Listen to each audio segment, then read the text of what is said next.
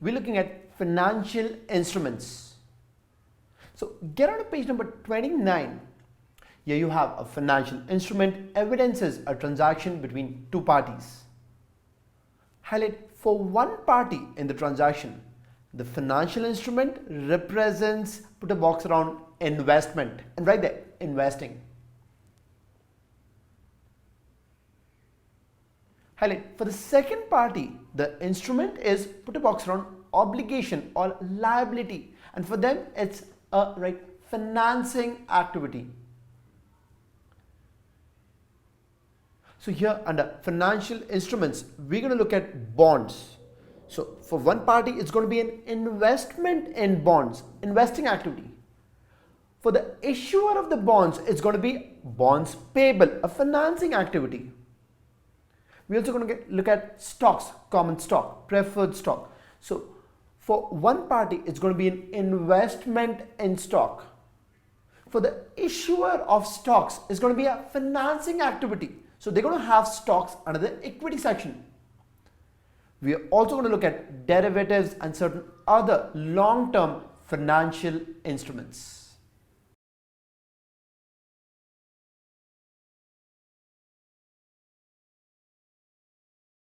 So here we are looking at risk and return in investment and financial decisions.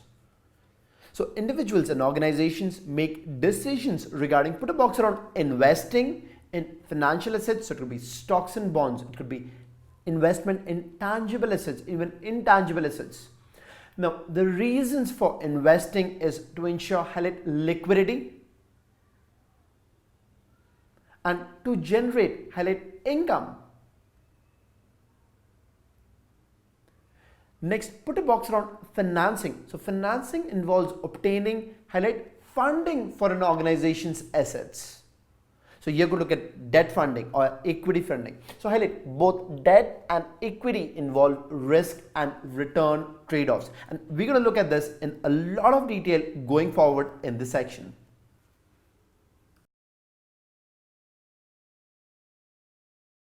Now let's look at bonds. Now a bond is a borrowing agreement in which the borrower or the issuer of the bond promises to pay the investor a certain sum of money after a certain period of time, and during that period he's going to be paying interest at a certain interest rate. So guys, let's put a bond out here. So let's say we on the CMA review, we need money for expansion, so we are issuing out bonds. So we say on the bond that we promise to pay the investor of these bonds $100,000. Let's say this is a $100,000 bond after a period of 5 long years. And during those 5 years, we're going to be paying interest at, let's say, 7%. Then we type out this promise on a piece of paper, sign it, seal it. And we give this bond, this piece of paper, and take in $100,000 for each piece of paper, each bond. So guys, looking at this bond, $100,000, you could say this is the face value of the bond. 5 years, this is the period of time or the term of the bond. When you're looking at 7%, that's the stated interest rate. You could call it stated rate, contract rate. You could also call it coupon rate. So now we've issued out these bonds, collected $100,000 each bond. So guys, this is a liability for us. So when we issued out these bonds, so we got in cash and we had bonds payable. And because it's, let's say, $100,000, we got in cash $100,000 for each bond that we issued. And bonds payable was $100,000. So that was when we issued the bonds. Now, every year or the next 5 years, we're going to be paying interest on these bonds at 7%. So we're going to be paying interest. So the journal entry for that is going to be, it's going to be an interest expense for us. and we're going to be paying out cash. So let's say $7,000 each year over the next 5 years. So this is for 5 years. Now, after 5 years, the investor, he's going to come back to us with this piece of paper, with this bond, and he's going to take back the $100,000 that he gave to us. So then we're going to clear off, we're going to retire this bond. So then it's going to be bonds payable. The liability is gone now and cash goes out, $100,000. So guys, if you look at our balance sheet, we're going to have bonds payable out here, and that's going to be for $100,000. Every year we're going to be paying interest here, so $7,000 of interest every year for the next 5 years. After 5 years, the investor is going to come back, take back these $100,000 from us. So guys, that is the concept of bonds. So here Miles CPA Review is the borrower or the issuer of the bonds. Now, when we planned to issue bonds, we had a detailed discussion with our investment bankers, and they told us that we could issue various kinds of bonds.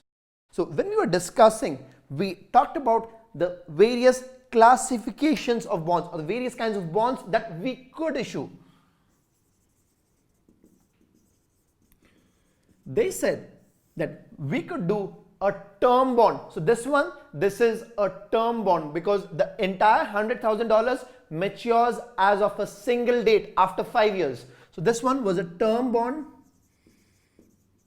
Now, what we could also have done, we didn't do it, but we could have done is issue a serial bond. Now, in a serial bond, instead of the entire $100,000 maturing after 5 years, we could have, let's say, $20,000 mature each year. So that would have been a serial bond which matures in a series of installment. Term bond, single maturity date. So this would have been classification on the basis of maturity. Then we could also have classification on the basis of security. So the bond that we issued, this one was an unsecured bond. This one is called a debenture bond. So if we default, you can't do anything. So there's no asset against which this bond is secured.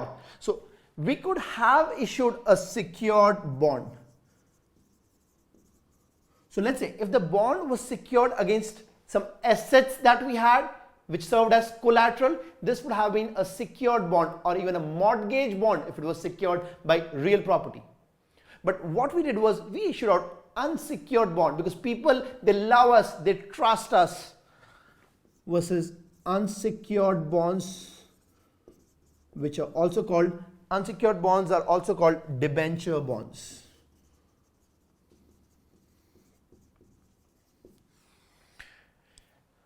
Now, what the bankers said was we could also make this bond a convertible bond.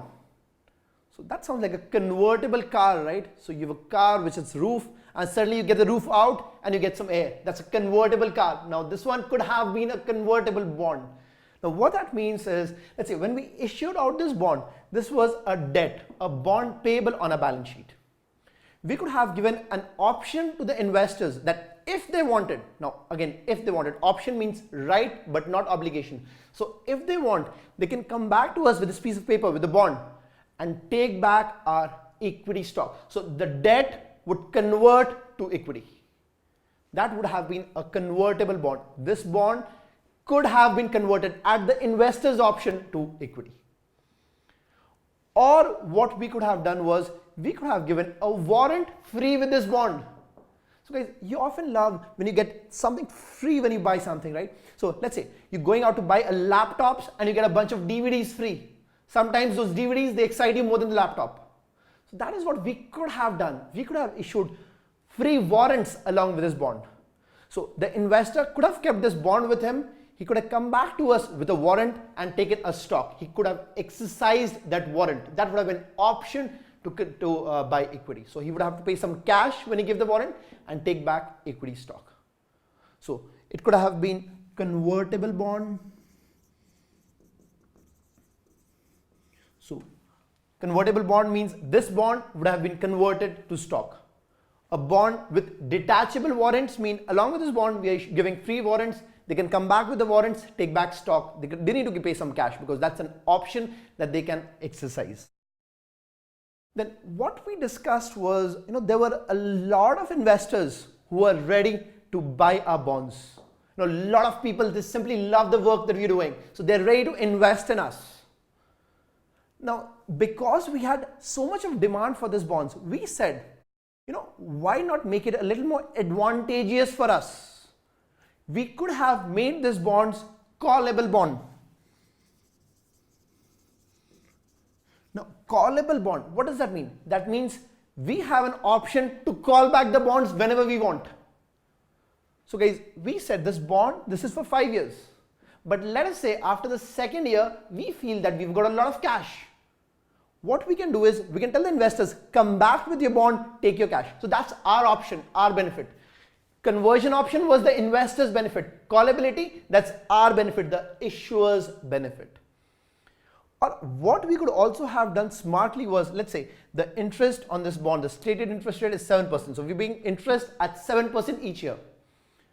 If the market interest rate dropped, if the 7% interest rate dropped, let's say we issued it at 7%, but next year the interest rate goes down to 5%. Then what we can do is, we can take a new debt at 5% and call back these bonds, repay the 7% debt. So that was a benefit to us, not to the investors. That was the issuer's benefit, the callable bond. Now, what we could also have done. So guys, I'm talking about the various things, various classifications of bonds, the various kinds of bonds that we could have issued. We could also have issued a zero coupon bond. Zero coupon, that sounds lovely, right? That means this interest rate, 7% would have been 0%. Would anybody have taken this bond? Think about it.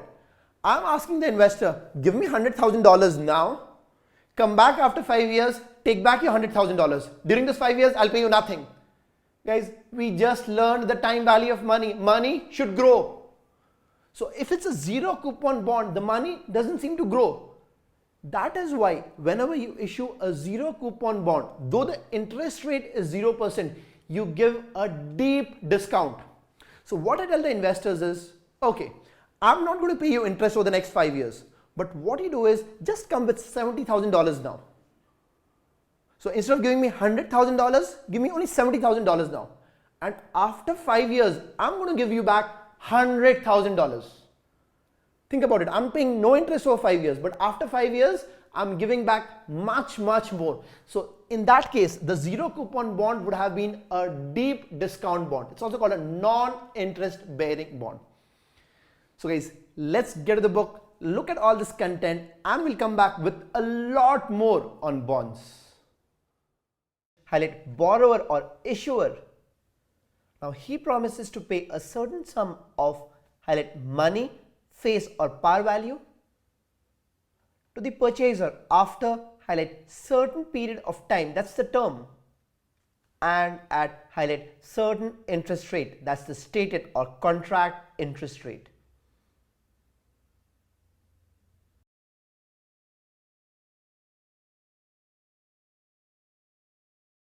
We're looking at the classification of bonds based on, put a box around maturity, highlight term bond, underline single maturity date, highlight serial bond and underline matures in a series of installments.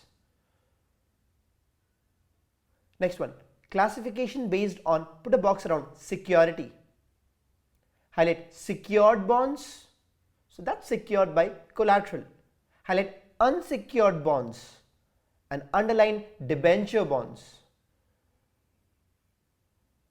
Next one, highlight convertible bond and underline option to convert to common stock.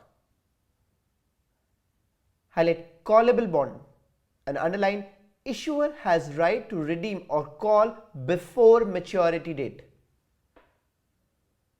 And highlight zero coupon bonds and underline deep discount or non-interest bearing bonds.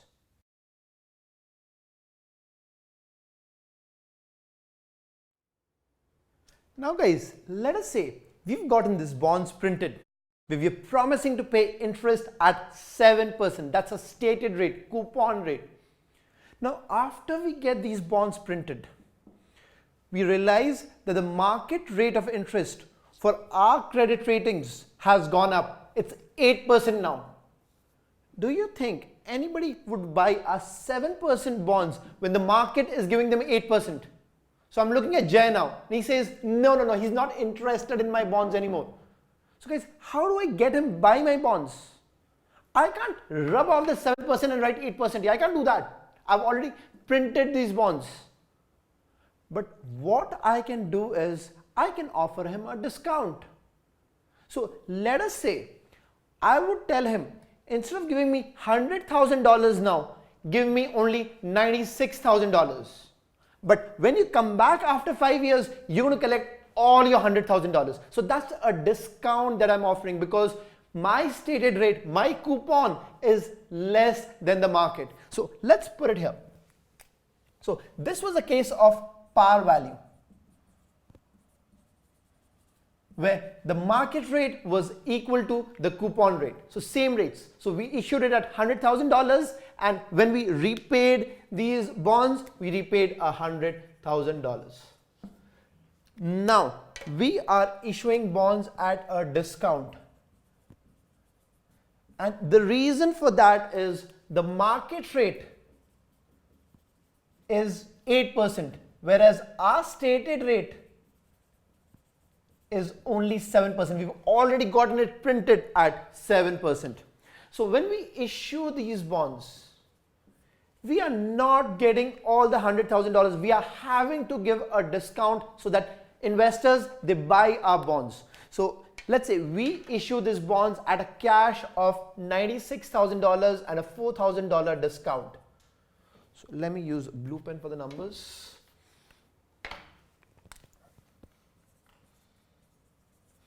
So cash 96, but the bonds payable, that's still 100. Guys, think about it. Our promise is still $100,000, though we're just taking in 96 now. So that's the discount plug of $4,000. Now, every year when we pay out interest, we're going to be paying out interest at the stated rate, 7%.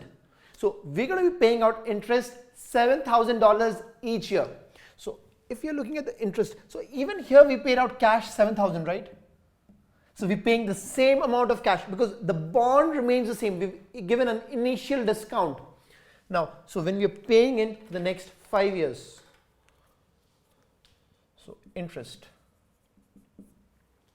we're having an interest expense to cash.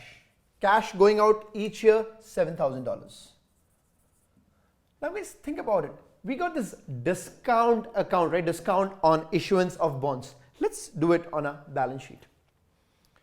So on a balance sheet, we're going to be having a bonds payable of $100,000, and we've given a discount. So we're going to have the discount along with the bonds payable. So the bonds payable, that's at $100,000. Why? Because the face value of the bond is $100,000. But have we borrowed $100,000? No, we just got $96,000 because our stated rate was less than market. So then we gave a discount of $4,000. The carrying value of the bond, that was 96. Now guys, after 5 years, nobody cares about this discount, right? The investors, they're going to forget that they got a discount. They're going to come back and collect the entire $100,000. So we have to amortize this discount on bonds over the life of the bond. So for now, let's assume we are amortizing it on a straight line method. Now the straight line method is not allowed. We'll talk about the effective interest rate method in a moment. But let's now, for a conceptual understanding, use straight line. So $4,000, this needs to go off in 5 years. So that would be approximately $800 each year. Now guys, the discount on bond issuance, this was a debit or a credit account? This was a debit account. That's why it's a contra liability, right? The liability is a credit number. Bonds payable, that's a credit number. The discount on bonds, that's a debit number. So to amortize it, we will have to credit it. So let's go look at what we're doing. So we have interest expense to cash. Now we also have to amortize the discount. So let's say we're doing it on straight line method. So that makes it $800 each year for the next 5 years. So the interest expense, though we've paid out cash $7,000, it's actually $7,800 because of the amortization of discount.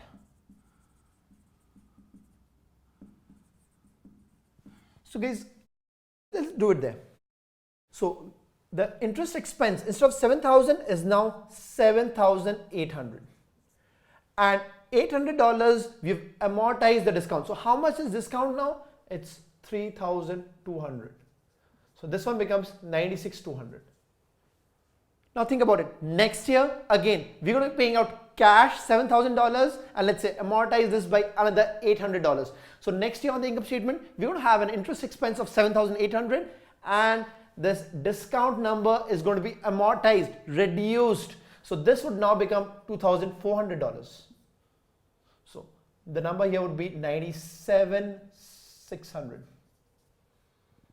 So this would have been 96,800. Yeah. So this would be 97,600.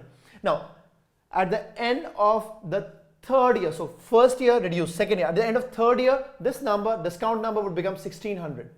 At the end of fourth year, the discount number would become 800.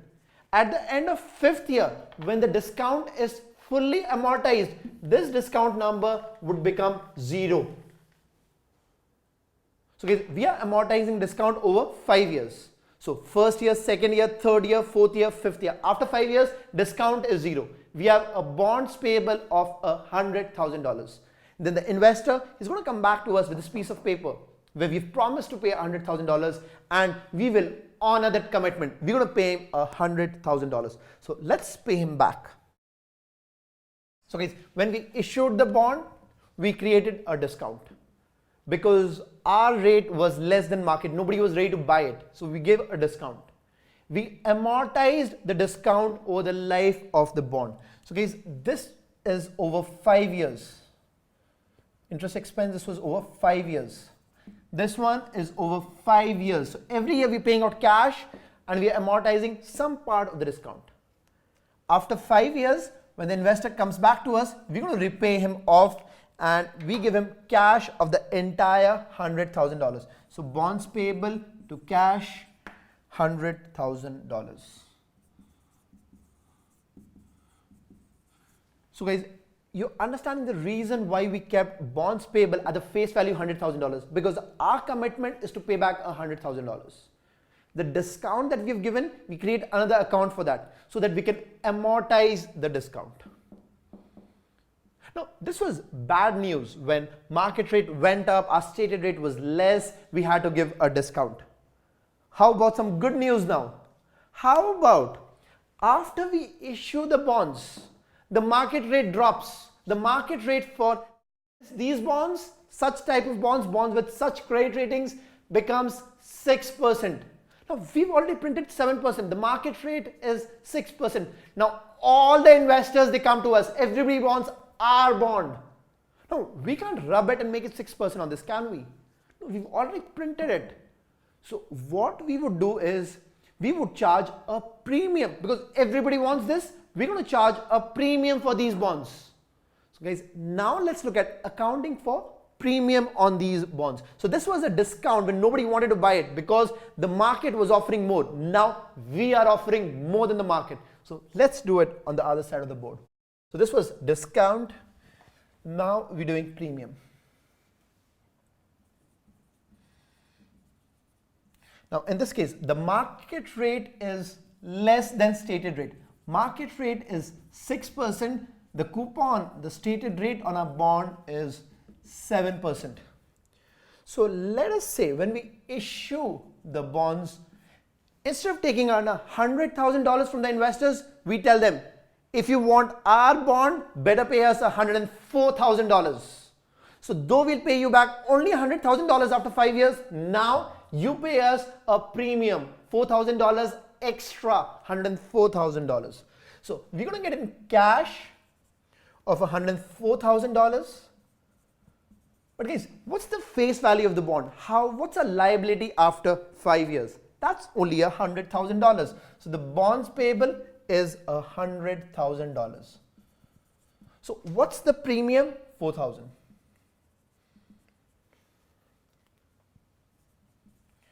Now every year, how much interest are we going to pay out? We're going to pay out 7% of the face value, $100,000, $7,000 interest every year. So the interest amount that we have every year,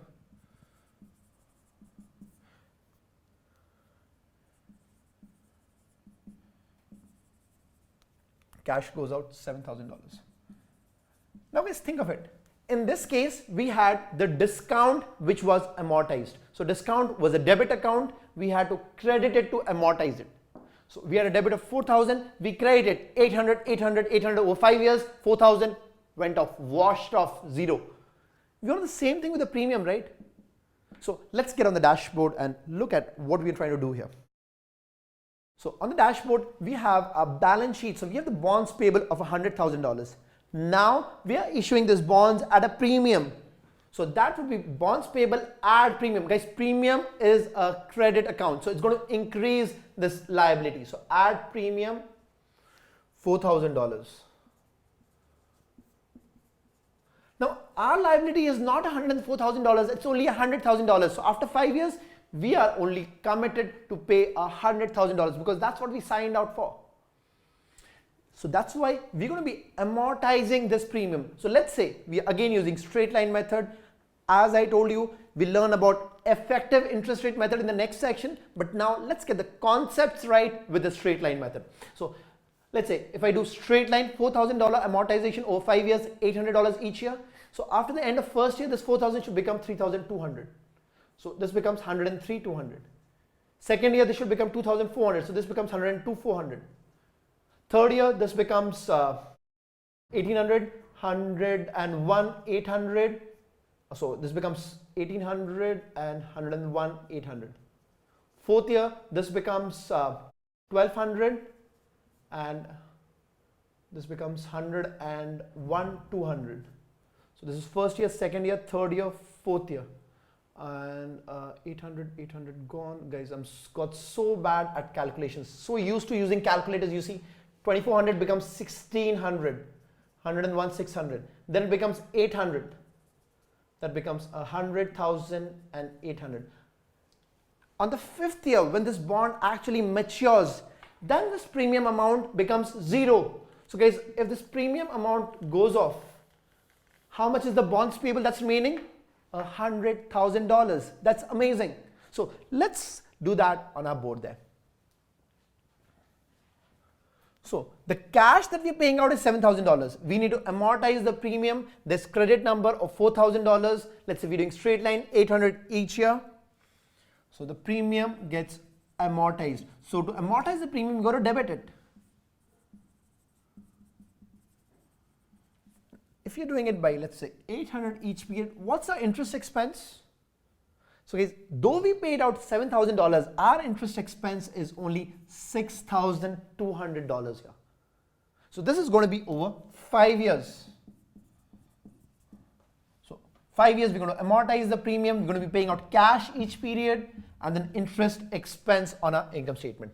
After 5 years, when the investor, he comes back to us with a bond, we're going to give him back $100,000. Guys, he paid us 104 when he took the bonds because everybody wanted our bonds. Now when he's coming back with the bonds, we'll return him back only $100,000 because that's what we have signed on the bond.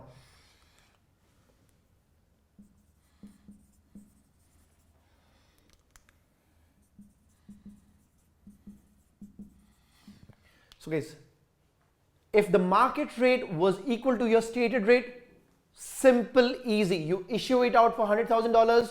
When you repay $100,000. So in this case, market rate is equal to stated rate. Spelling mistake. Stated rate is equal to 7%. Now here, market was offering more than our bond, so we had to give a discount. We amortize the discount. The discount amortization led to an increase in our interest expense over the next 5 years. Now here, when the market was offering less than what a bond was offering, we got a premium for a bond. And that premium amortization actually reduced our interest expense over the next 5 years. After 5 years, we give back the face value on the bond. So let's quickly do this on the dashboard and then we're going to get back to the book. So if I'm looking at the interest expense number here, so in case our bond was issued at par, the interest expense would have been $7,000.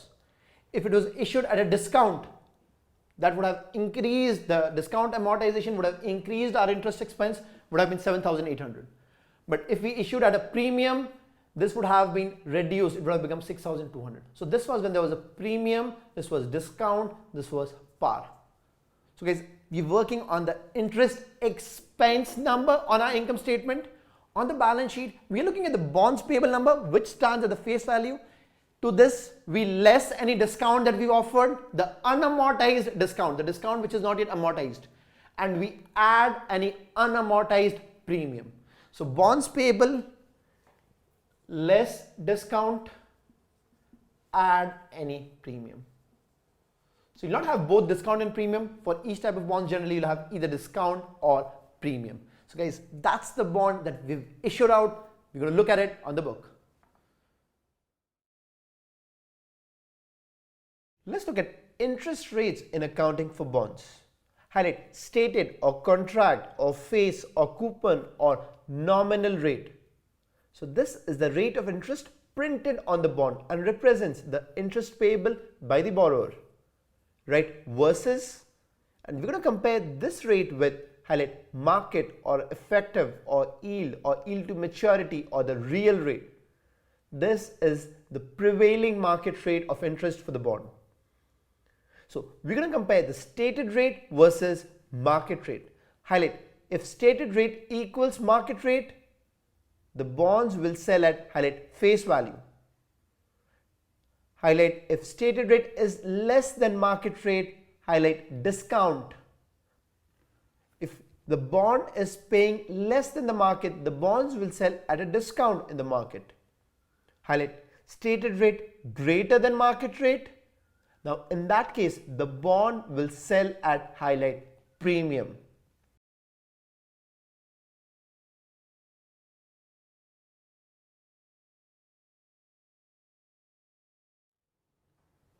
Now, whenever we are issuing out bonds at a discount or at a premium, there are a few considerations that we have. The first consideration is that what is the correct discount amount? We've used an approximate number, $4,000 here, but now we look at how to calculate this discount amount.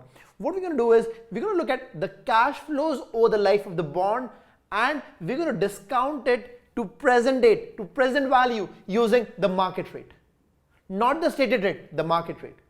So though we'll be paying out interest at the stated rate, we're going to discount it using the market rate. So we'll look at that in a moment. So that's our first considerations.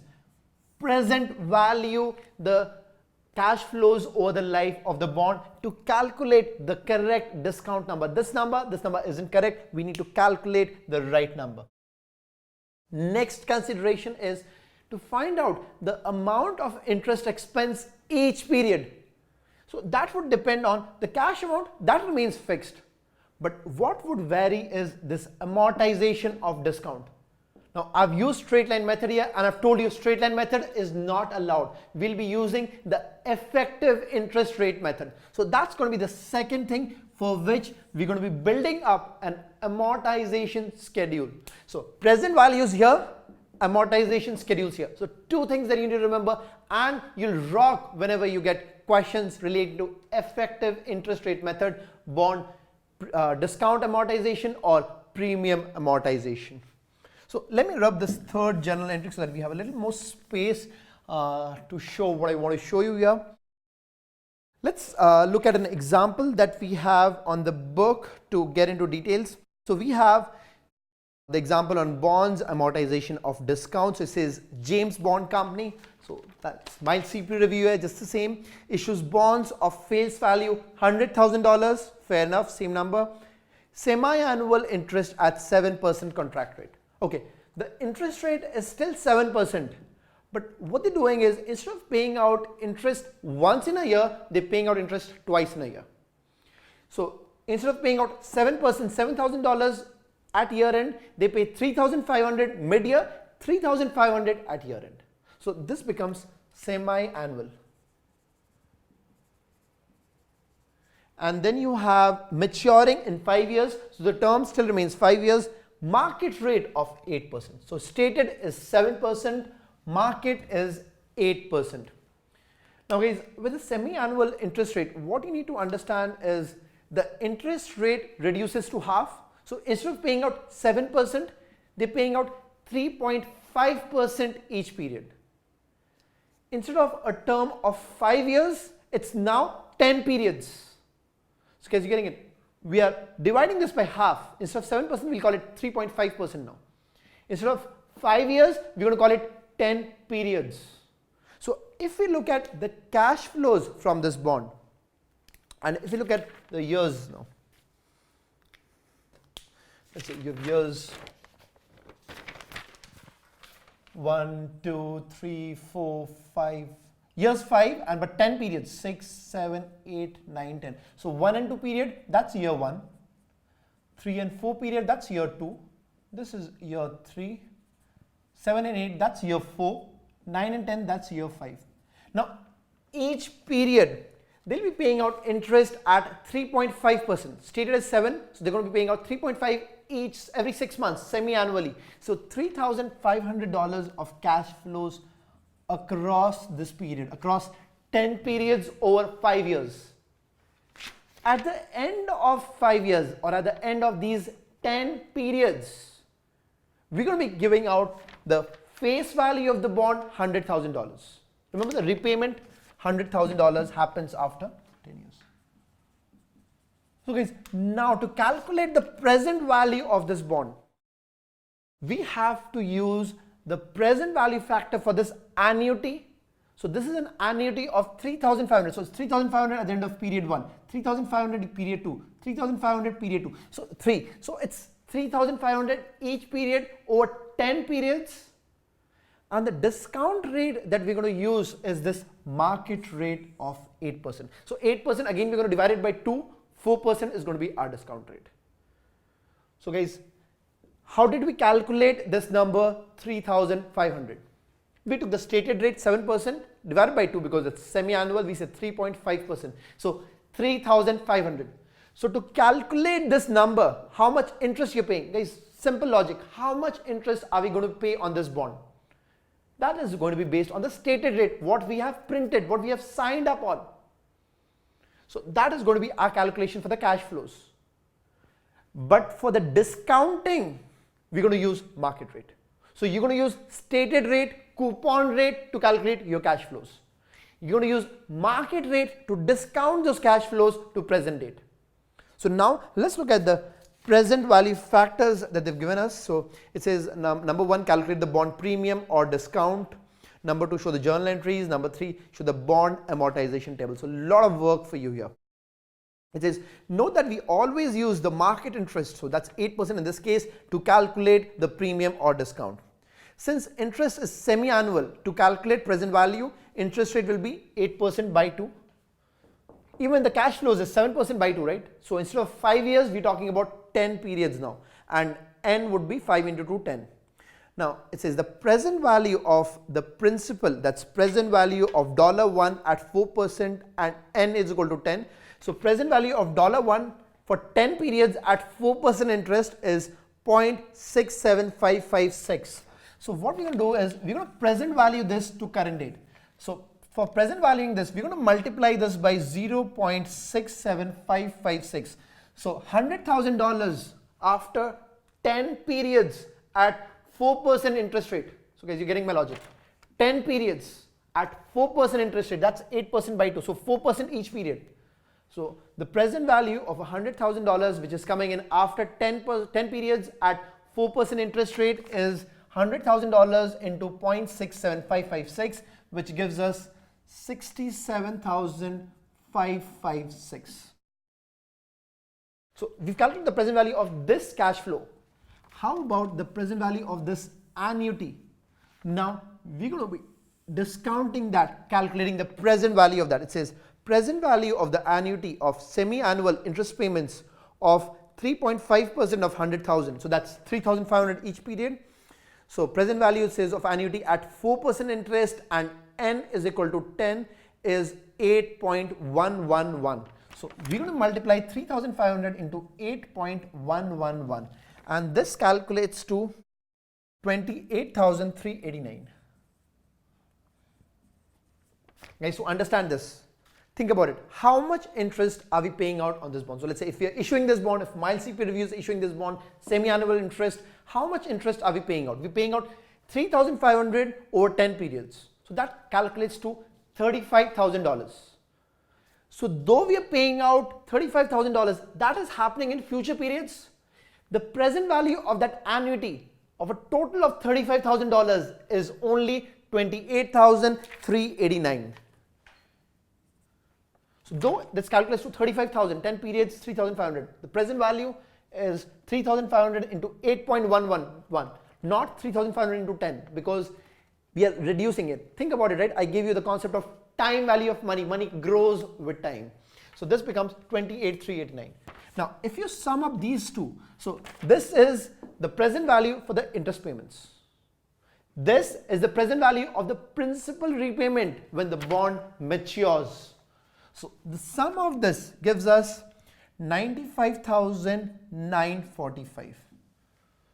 So guys, that is the present value of this bond at the market rate, at the effective interest rate. That's why this is called the effective interest rate method. This market rate, that is your effective rate. So now the discount number, so these were all dummy numbers that are given. Let's get to the actual numbers now. So the discount number that you'll have here, so the cash received would be 95,945. Bonds payable, that's $100,000 face value. The discount number is 4,055. Now this $4,000, so we've done our step one. We've successfully calculated this present value. So let me do a little bit more spacing here. Okay, I think that's good. We'll manage with this, yeah.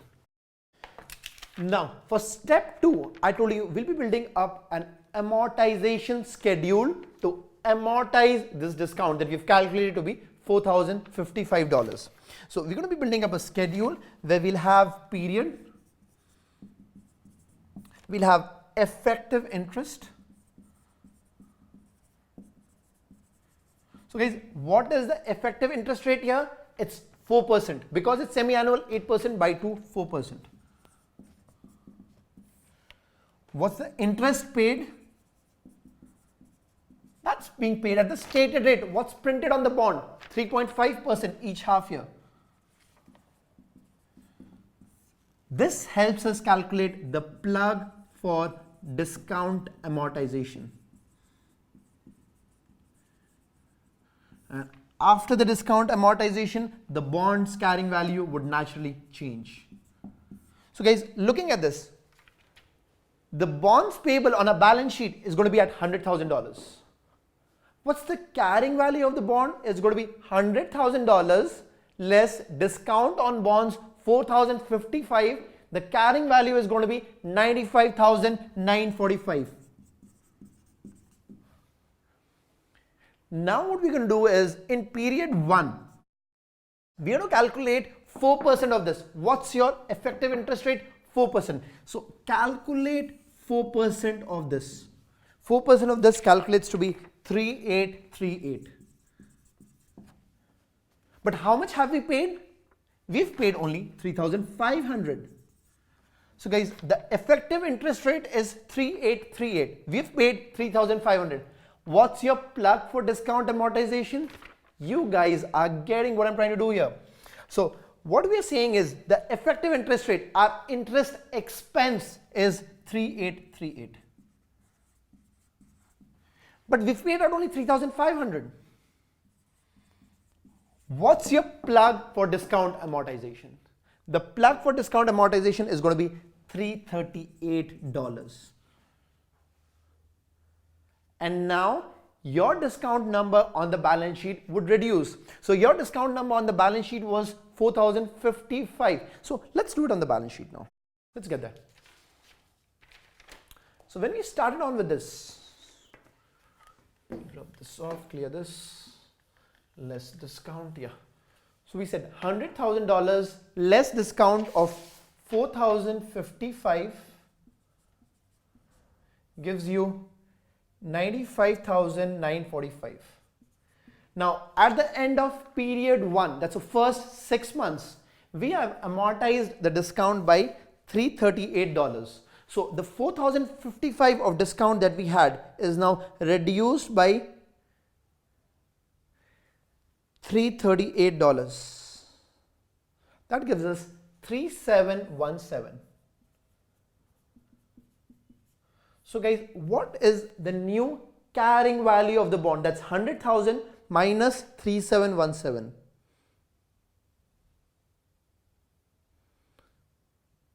This gives us 96,283 or 282. So guys, you're getting this logic, right? When you're amortizing your discount, the carrying value is increasing because this number, the reduction number, the less number is getting reduced. So let's get back there. So when we had effective interest 4%, so we used carrying value into 4% to calculate the interest expense. But we paid out cash 3.5, so the plug for discount amortization was 338. The bond's carrying value is now 95,945 plus 338.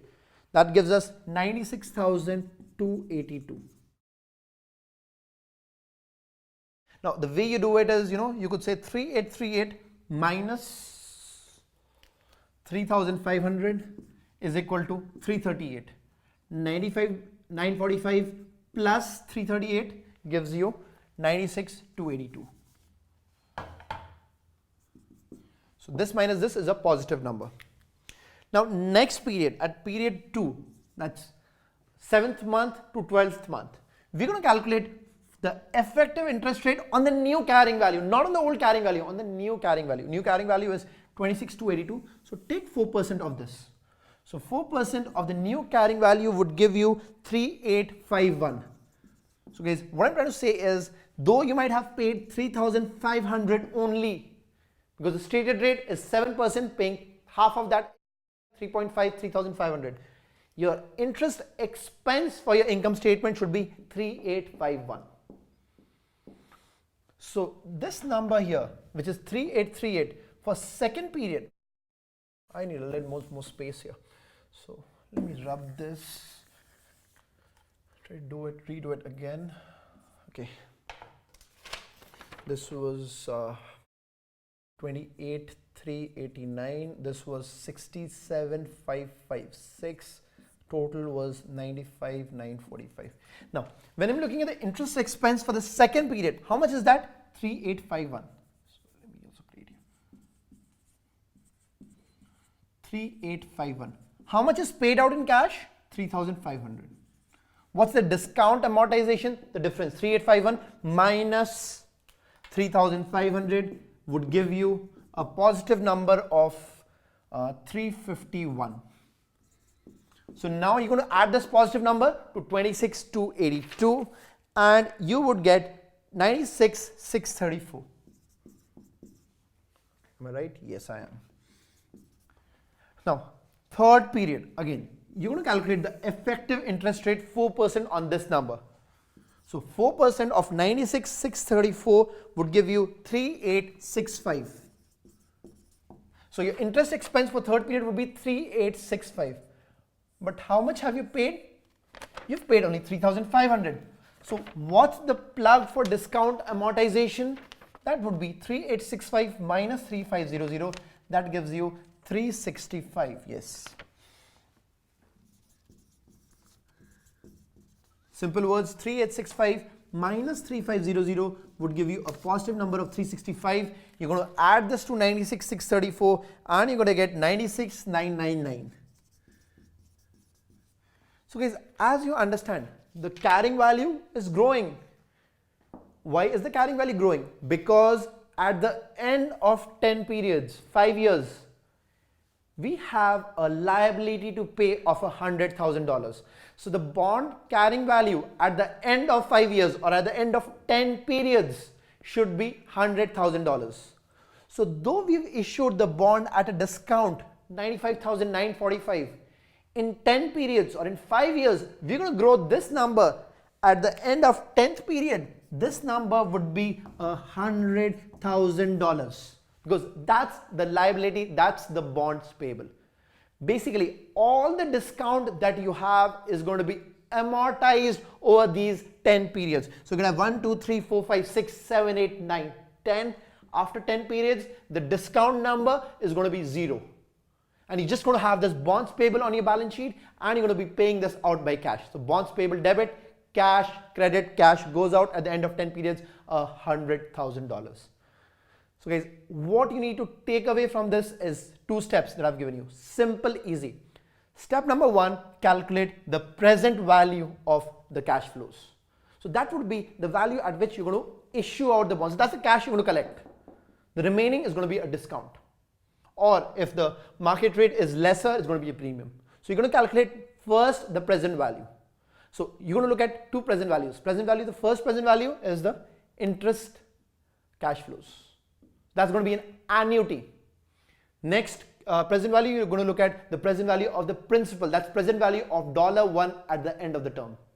So you're going to discount that. What is the discount rate that you're going to use? So you have calculated, guys, think of it simply. You got to use each number once. So you've already used the stated rate when you were calculating the cash flows, right? You've used the stated rate of 7% by 2, that's 3.5% to calculate $3,500 each period. So to discount, you got to use the other number. That's the effective interest rate. That's why it's called the effective interest rate method. So you use 8% by 2, 4% to discount it all to present date. Once you have discounted it, created the discount account, remember you got to amortize it. How do you amortize it? By creating an amortization schedule. Step 2. So you have the bond carrying value. Carrying value is basically what, guys? How do you get this carrying value of 95,945? This is 100,000 of the bonds minus 4055. That gives you 95,945. How do you calculate 96,282? So this bond discount would get amortized. So the bond discount is getting reduced. So let me look at the number that I calculated there. It's going to be 3717. So it's going to be $100,000 minus 3717 becomes 96,282 or 283. That's a rounding off error. So guys, this is the carrying value. Bonds payable is always $100,000. We are amortizing the discount every period. The discount is getting reduced. So the unamortized portion of the discount at the end of the first period is 3717. So that keeps on getting reduced such that after 10 periods is 0. Now, one thing I want you to observe here, the effective interest rate number is increasing every year. The interest paid number, this is constant every year. The discount amortization is also increasing every year. So first year we amortize $338, next year $351, then first period $338, second period $351, third period $365. So in a straight line method, the amortization was straight line. Now the amortization is increasing. So let's get to the book, look at this example, and we'll again do this for premium and premium amortization. We're looking at an example on bonds where we amortize bond discount. So circle discount. It says James Bond Company issues bonds of face value $100,000, semi-annual interest at 7% contract rate, maturing in 5 years, and market rate 8%. So right, stated rate is less than market rate, which means discount.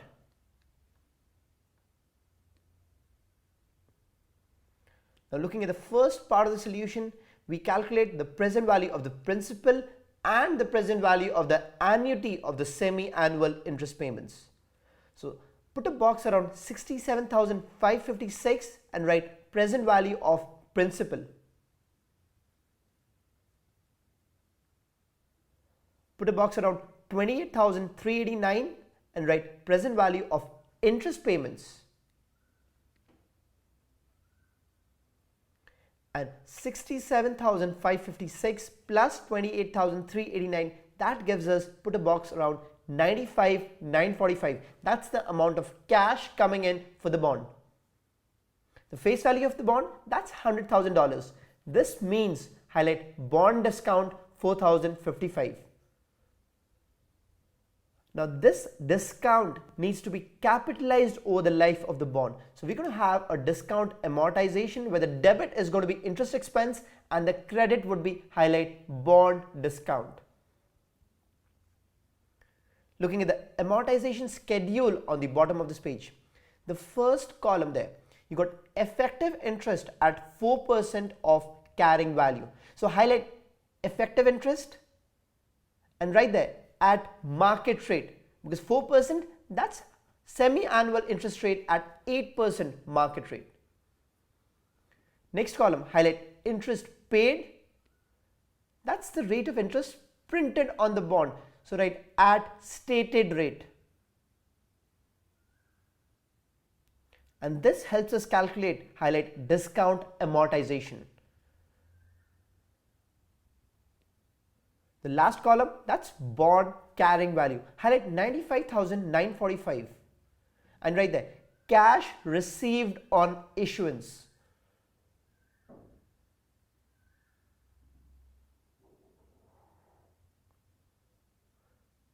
So we're going to increase the bond carrying value every period such that it gets to $100,000 at maturity. The gap, that's 4,055 of bond discount, which is going to be amortized.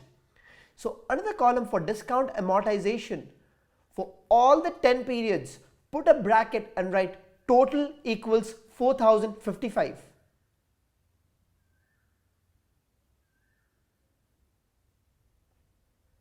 And the bottom right number on this amortization schedule, basically the last number, the bond's carrying value, highlight $100,000 and write face value to be paid on maturity.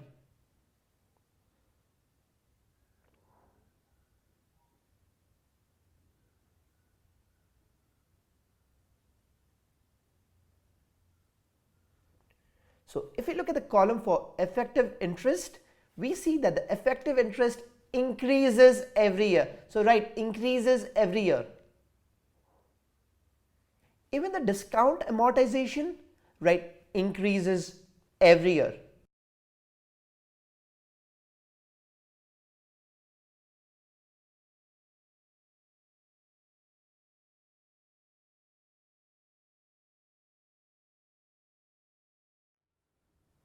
So guys, I'm sure by now you remember my two-step technique for you to calculate the discount amount and amortize the discount. So first step was present value using market rate and then build up this amortization schedule, amortize the discount. Same steps when it's a premium. So again, when you're looking at calculating this premium amount, I've given you approximate numbers. So let's rub that all here. So your first step is to calculate the amount of premium. Bonds payable, that'll be at 100,000 only.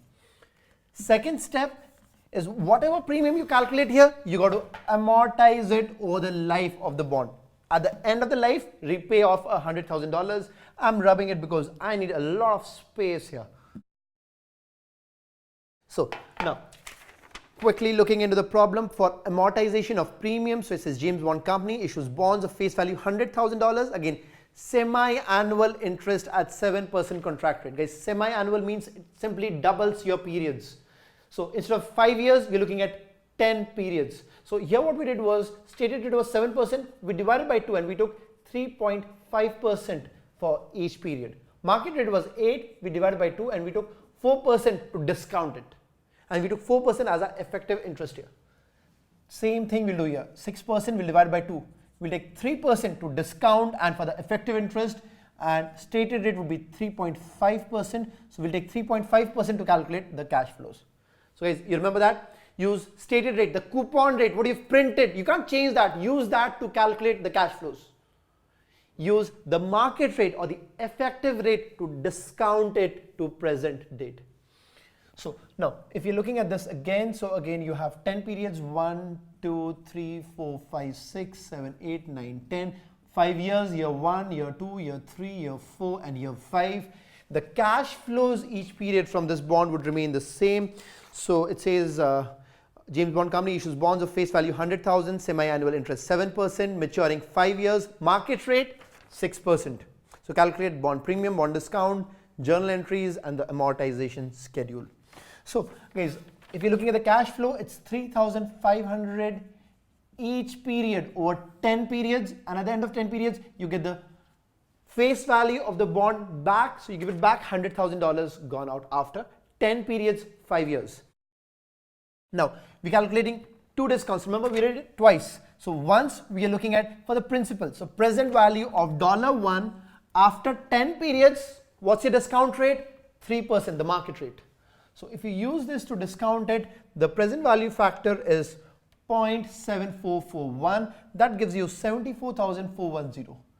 Now if you discount this annuity of 3,500 over 10 periods at a discount rate of 3%, the number is 8.530. So 3,500 into 8.530 is 29,855. The total year is 104,265. So guys, looking at this discounting of annuity, what's the total amount of interest payments that you're making over the next 10 years? The undiscounted amount, that's 3,500 into 10 periods, $35,000. But when you discount that annuity to present date using 3% interest rate, the number is 29,855. So you're discounting 35,000 annuity, 3,500 over 10 periods to present date using the market rate. Guys, remember, you've used stated rate to calculate 3,500. Now you're using market rate to discount it. So the premium is 4,265, and because our bonds are offering more interest than the market, we collect 104,265 on bonds with face value of $100,000. So guys, we're getting more, we're taking a premium. Why? Because we're giving you more. We're giving you more interest than what the market is giving you. That's why we're charging you more. Now, so that's the calculation of the premium amount. Step number 2, amortize this. Guys, even though we've charged you a premium now, we've charged you 104,265 at the end, at the maturity of the bond, we're going to repay only $100,000, the face value of the bond. So this premium of 4,265 needs to be amortized over the period of the bond, of the term of the bond. So the term of the bond is 5 years or 10 periods. So let's build up a similar amortization schedule. So guys, you need to remember this. First, we are looking at the period. So period would be 0, 1, 2, 3, go on till 10 periods. Then we are looking at the effective interest. That's the reason we call it the effective interest method. So the effective interest here was 4% because the market rate was 8 by 2, 4. Here the effective interest is 6 by 2, 3%. Now, then we're looking at the actual interest that we've paid out, the cash that we've paid out. That is at stated rate, 7% by 2, 3.5. So interest paid at 3.5%. Now this would help us calculate the plug for premium amortization. We're going to amortize the premium here. Because here you amortize the discount. Now you're looking at premium amortization. This would get you the bond carrying value. So now, what's the bond carrying value when you issued the bonds? 100,000 for the bonds payable plus premium 4,265. Guys, here it was 100,000 minus discount because bonds payable, that's a credit number, but discount was a debit number. So 100,000 minus 4,055 give you 95,945. Here it's 100,000 plus 4,265 because premium is a credit number. So this gives you 104,265. Now the effective interest on this at 3%, that calculates to 3,128. How much interest have you paid out? 3,500. So guys, I gave you this trick here. So you had this minus this is equal to plug. So 3128 minus 3500, that gives you a negative number. So the negative number 372. So that is your plug. So because this is negative, this is 104,265 minus 372, which gets you 103,893.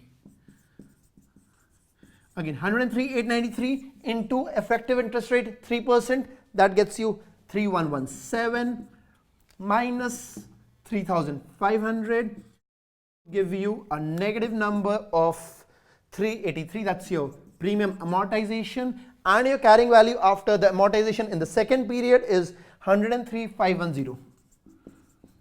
So guys, look at the journal entries here. What is the cash that has gone out each period? 3,500 as per the commitment, as per the stated rate, coupon rate. 3,500 is the cash that's gone out. But what is the interest expense? In period 1 it's 3128, in period 2 it's 3117. So guys, what's happening is the premium, the amortization of the premium is helping you reduce your interest expense. You are at a benefit, so now you're going to have lesser expense over the next 5 years, 10 periods. In this case, the discount, because you issued at a discount, the discount actually increased your interest expense. So it was 3,500 plus 338, give you 3838. This plus this gave you 3851. This plus this gave you 3865. Now, because it's a premium was a credit account, you're going to debit it. It's helping you reduce your interest. So this minus this, that's your plug. The plug is 372 and 383. So though you're paying out 3,500, the expense is only 3,128 on your income statement. Though you're paying 3,500 in period 2, the expense on your income statement in period 2 is 3,117.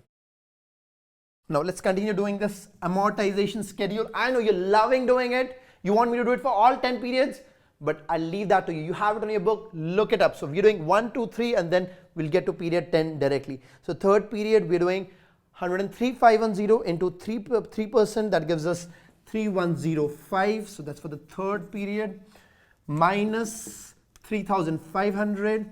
The plug for premium amortization is 395.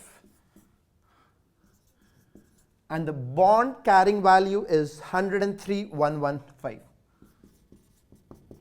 So guys, bond carrying value. When the bond carrying value was 104,265 when we issued the bond, it was the bonds had a face value of $100,000 plus premium 4,265 give you 104,265. When it was 103,893, the face value was $100,000 plus premium of 3,893 gave you 103,893. When it was 103,510, 100,000 face value plus 3,510 give you 103,510. So guys, you're getting it right. The premium is reducing, it's getting amortized. The premium was 4,265, it got amortized, reduced 3,893, further amortized 3,510. At the end of 10 periods of 5 years, what's going to be a premium amount? 0, because over those 10 periods, you're going to amortize all this premium. This is going to go off in 10 periods. So after 10 periods, the premium amount is 0. What remains on your balance sheet is bonds payable $100,000.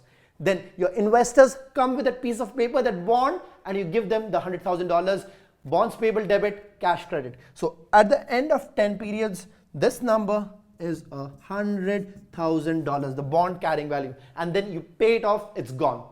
So you issued the bond, collected cash from investors, you might have issued at a discount or at a premium, you could even do it at par. At the end of the term of the bond, the investor comes back with the bond, you repay him off what you're taking, you repay him off the face value of the bond.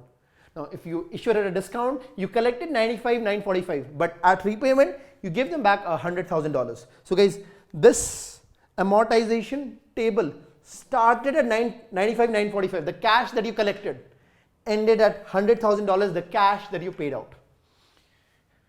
Here, it started at 104,265, the cash that you collected, ended at $100,000, the cash that you paid out. Very important for you to understand. So guys, quick takeaways: discount versus premium. Discount, your market rate is more than stated. Premium, your market rate is less than stated. So here you're offering more than market, here you're offering less than market. There, that's why you have to give a discount. Here you charge a premium for your bonds.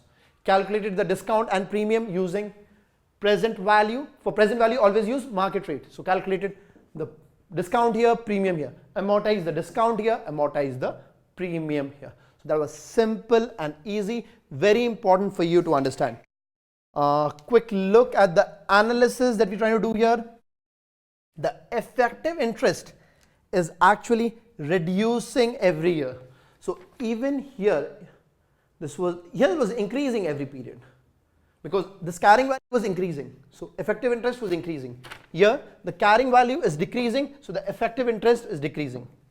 Here you had the plug for a discount amortization that was increasing every year. Even in this case, the amortization, the absolute value of amortization 370 to 383 is increasing every year. So let's get to the book, look at this example once again, and then guys, we are good to go. Amortization of premium. So circle premium. In this case, we see that the stated rate is 7% and the market rate is 6%. So right, stated rate greater than market rate results in premium.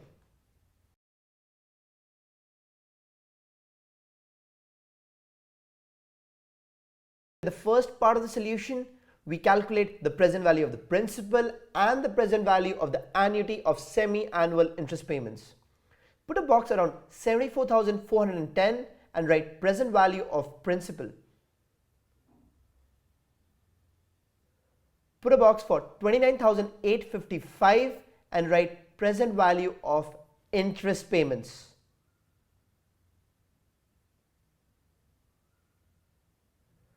Now 74,410 plus 29,855, that gives us, put a box for 104,265, that's the cash received on the issuance of this bond. Now this one is more than the amount printed on the bond, the face value of the bond of $100,000. That's called highlight bonds premium of 4,265. Now this premium would need to be amortized over the life of the bond. So we're going to amortize by debiting bond premium. So highlight bond premium debit, and the credit would be to interest expense. So the amortization of bond premium would help us reduce the interest expense over the life of the bond.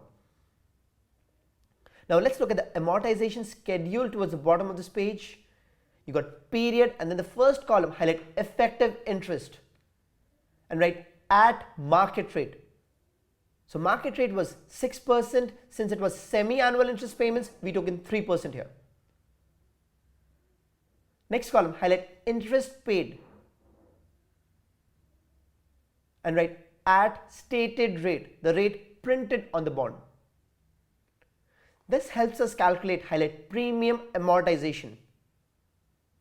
The last column, we're looking at bonds carrying value. Highlight 104,265 and write cash received on issuance.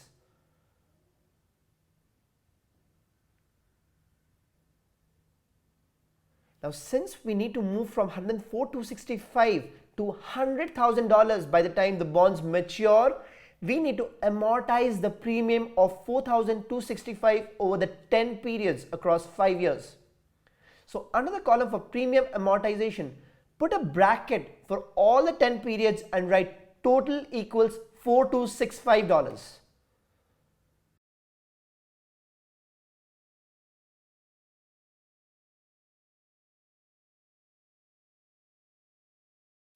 And then highlight the bottom right number on this amortization schedule, the last carrying value number of $100,000, and write face value to be paid on maturity.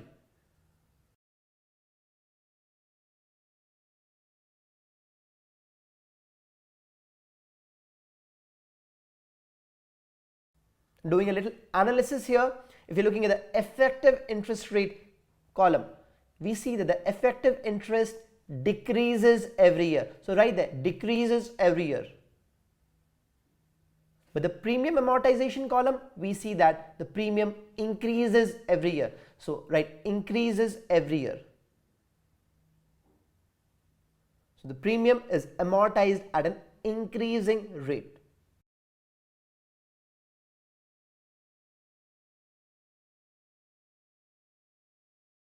And here we're looking at, put a box around bond duration. So bond duration gives you an approximate highlight sensitivity of bond or portfolio values, circle 2 and highlight changes in yield to maturity. So we're going to look at how the bond prices change with the change in bond yields.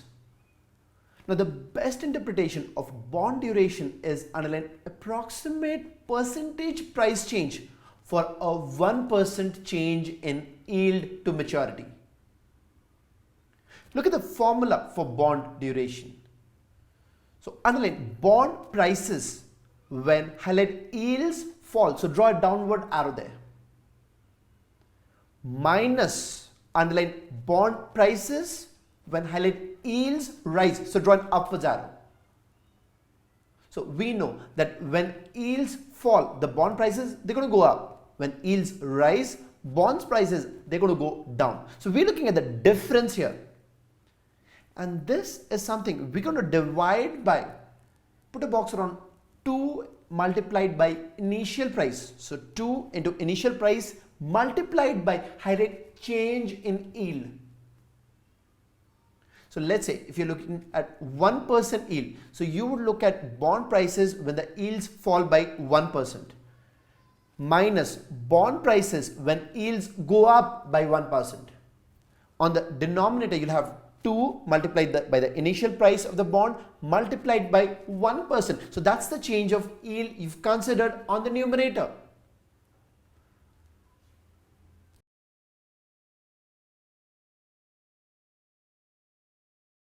Where we have an example on bond duration. So it says here, James Bond Company has issued a 5-year semi-annual pay bond with a 7% coupon that's currently priced at $100,000 par. If the yield declines by 100 basis points to 6%, the price of this bond will rise to 104,265. So we've seen that on an example on amortization of premium. And we've also seen that if the yield increases by 100 basis points to 8%, the price, that's going to fall to 95,945. So that was on an example on amortization of bond discounts. So right now we have numbers on what happens to bond prices when yields go up 1% and go down 1%. So looking at the formula for effective duration, so on the numerator, we have highlight 104,265 minus 95,945. So 104,265, that's the price when yield goes down by 1%. So write there 1% and draw a downward arrow. 95,945, that's the bond price when yields go up by 1%. So write there 1% and draw an upwards arrow. Look at the denominator, put a box around 2 multiplied by $100,000. So $100,000, that's the initial price of the bond. And this is multiplied by right there 1%. So we, on the numerator, we have looked at what happens to bond prices when yields fall by 1% and when yields rise by 1%. So the change in yield on the denominator here is going to be 1%. So this calculates to 8,320 divided by 2,000, that gives us 4.16 effective duration. So underline, an effective bond duration of 4.16 means that a 1% change in yield produces an approximate change in the price of the bond of 4.16%. So if yield changes 1%, bond price, they're going to change 4.16% approximately.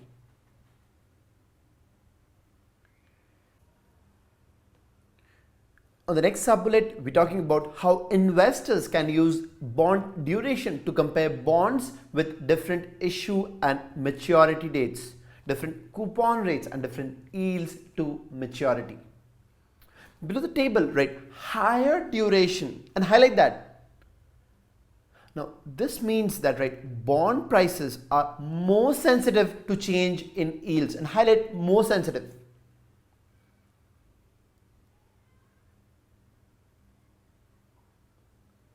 Versus if there is, right, lower duration, and underline that. This means that bond prices are less sensitive to change in yields, and underline less sensitive.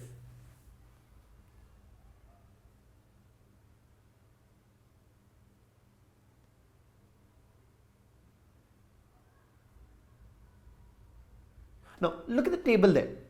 So if a bond has a lower coupon rate, that generally means that it has highlight higher duration.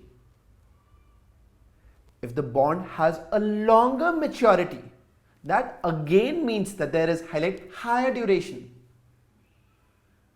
If the bond has a smaller or lower market, that would again imply highlight higher duration.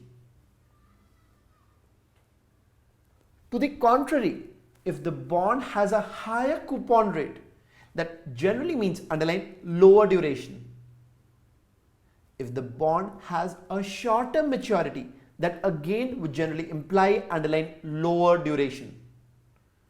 And if there's a large market for the bond, that would again lead to underline lower duration. So we can imply that higher duration means the bond prices, they are more sensitive to any change in yields. Lower duration, the bond prices are not as much sensitive. They are less sensitive to changes in bond yields.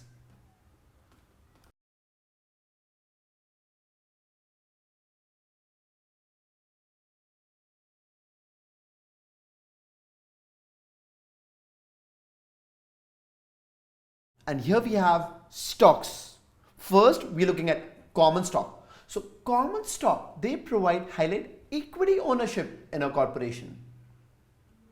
Now we know that common stock has highlight no maturity date, but shareholders, they may liquidate their investments by selling the stocks in the secondary market. Now the general reason why investors would hold on to common stock is for highlight capital appreciation, circle, and highlight share of profits as a dividend.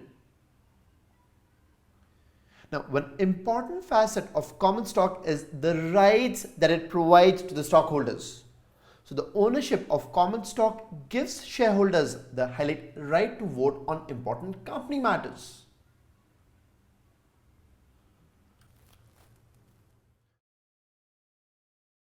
And highlight dividend discount model. So this is one of the models we could use to value common stock. Now on top of this page, right, refer cost of common equity on page B66.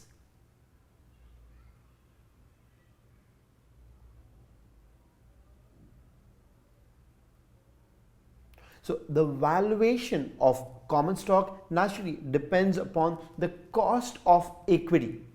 So these two topics are very much interrelated, but we're going to cover it in slightly more depth in this section right here. So dividend discount model is a method to value common stock where the intrinsic underlying value of the common stock is based on the discounted value, that's the present value of all expected future dividends. So we have a dividend discount model where we assume, put a box around zero growth. So in that model, right, G equals 0, right, that is our i.e. same dividend perpetually. Now on this model, the value of the common stock, highlight the formula there, so value of the common stock is equal to dividend divided by the cost of equity. So look at the example. It says Alpha Company pays an annual cash dividend of $5 per share at the end of each year. Analysts expect no change in the policy. With a required rate of return of 12%, the value of the common stock is calculated as $5 dividend divided by 12% expected rate gives you $41.67.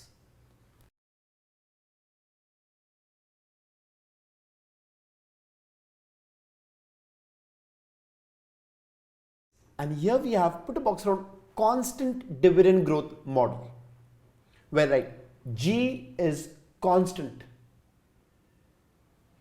Look at the formula there, right there, current value. So highlight V, that's equal to, highlight D1. So that's right, dividend in the next period divided by the cost of equity minus G, that's the growth rate. And remember, here we are looking at a constant growth rate. So think about it. If you expect the growth rate to be lower, so on the table there on the left hand side, right, G is low. So if the growth rate is low, naturally the difference between the cost of equity and growth would be larger and the stock value would be lower. So highlight stock value false. But if right, G is high, naturally if the G is high, look at the formula. On the denominator, the difference between the cost of equity and the growth rate would narrow. That would result in the increase in the value of the common stock. So highlight stock value rises.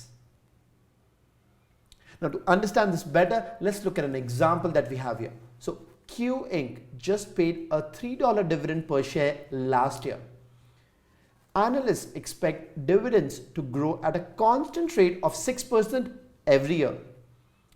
Now, if investors expect to receive a 12% return, what's the intrinsic value of the Q stock?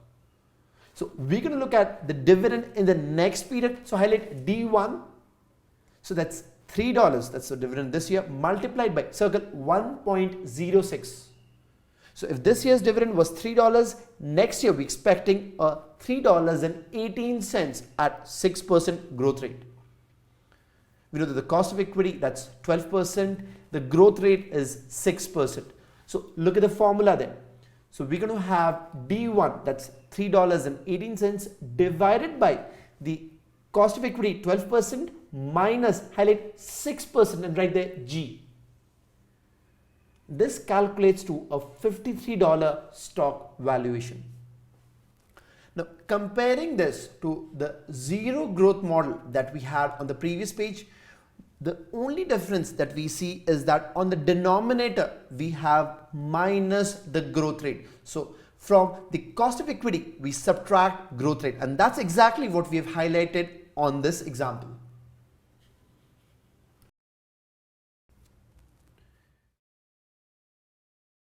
Where we are looking at, put a box around variable dividend growth model. And as the name signifies, right, G is variable. So let's look at an example here. It says company J paid an annual cash dividend of $5 per share last year. Analysts expect dividends to grow at an annual rate of 20% for the next 3 years and then level to a normal growth rate of 5%.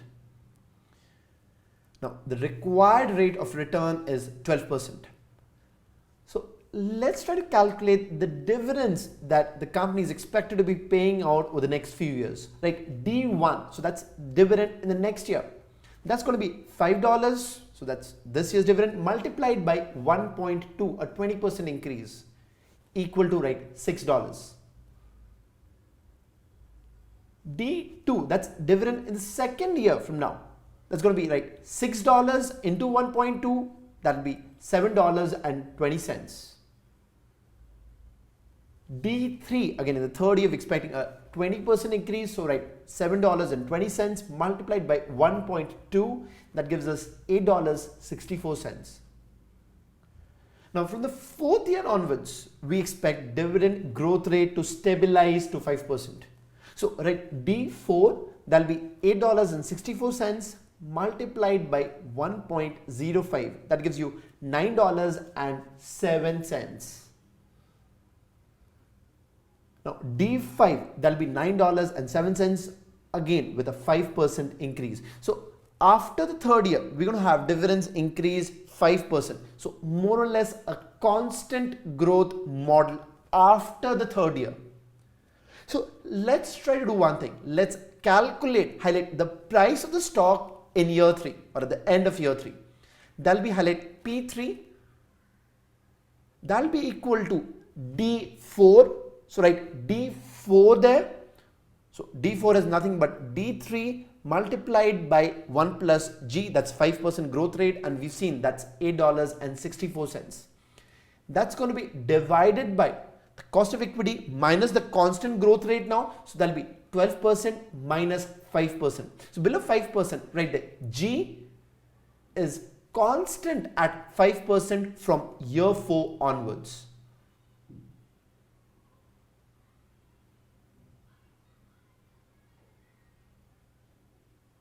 So with this math, we could say that the price of the stock at the end of year 3 calculates to highlight $129.57.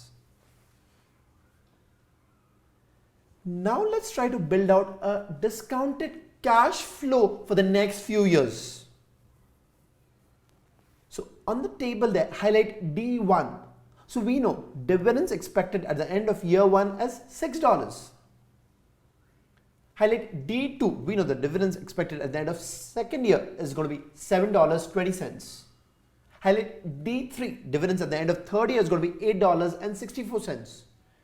And we've also calculated the price of the stock at the end of year 3. So highlight P3, that's equal to $129.57. Now using a present value factors at circle 12%, we're going to calculate circle present value of these cash flows. So the present value of the cash flows will give us the value of the stock as of today. Highlight P0, and that calculates to highlight $109.48.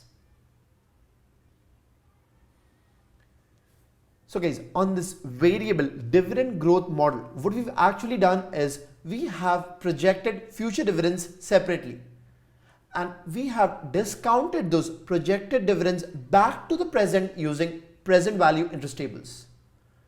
Then we've taken the present value of the terminal at the end of the growth period. So in this case, what we had seen that after 3 years, the growth rate stabilized and was constant at 5%. So we've taken that terminal value and we've added all the present values. So we've added the present value of the dividends after year 1, year 2 and year 3, and the present value of the terminal stock valuation at the end of year 3.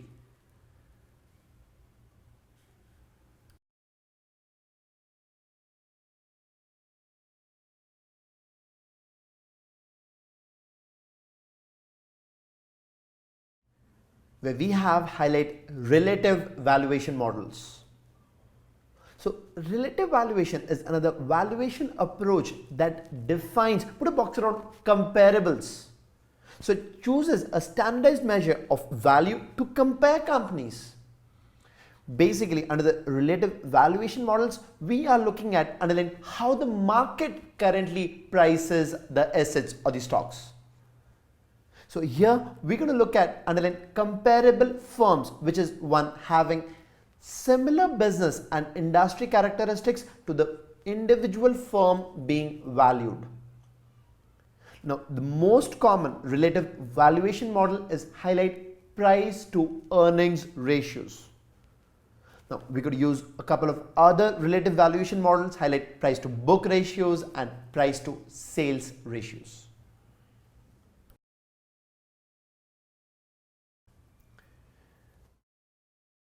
Put a box around price to earnings ratios. Now this is the most common multiple used to estimate the value of common stock. So you could have highlight trailing PE, where you use trailing earnings.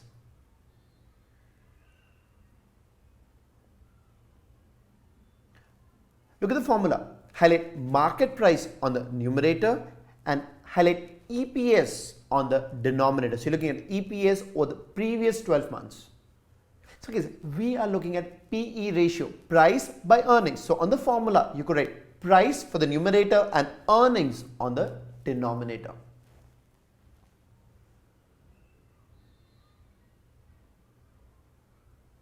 Now, more commonly, you use highlight leading PE, where you use forward earnings.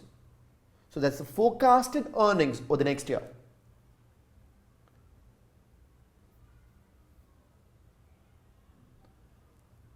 On the numerator here, highlight market price, and on the denominator, highlight forecasted EPS. So looking at the EPS forecast for the next 12 months. And naturally, if you look at the formula, you know it's price by earnings ratio. So write price for the numerator and earnings for the denominator.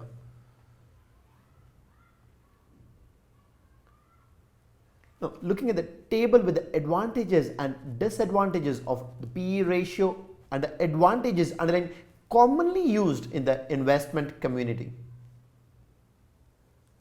Disadvantages underlined if earnings are negative.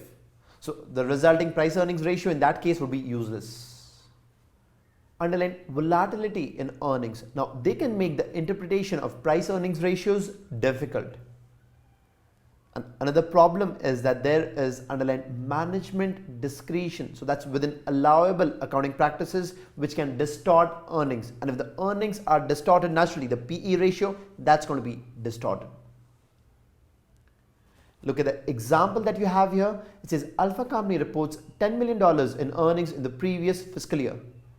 An analyst forecasts a $1 EPS over the next 12 months. The company has 15 million shares outstanding at a market price of $15 per share. So calculating the previous year EPS, we know it's $10 million of earnings divided by $15 million shares. So that's $0.67. With that, we can calculate, highlight the trailing PE ratio, for which you use trailing earnings of $0.67 per share. So doing price divided by earnings. Price is $15, earnings per share 0.67 gives you the trailing PE ratio of 22.39.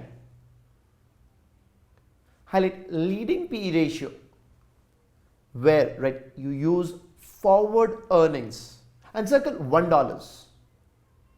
So again, PE ratio, you're looking at price by earnings. Price, that's $15. Forward earnings, that's $1 per share. So that gives you a leading PE ratio of 15.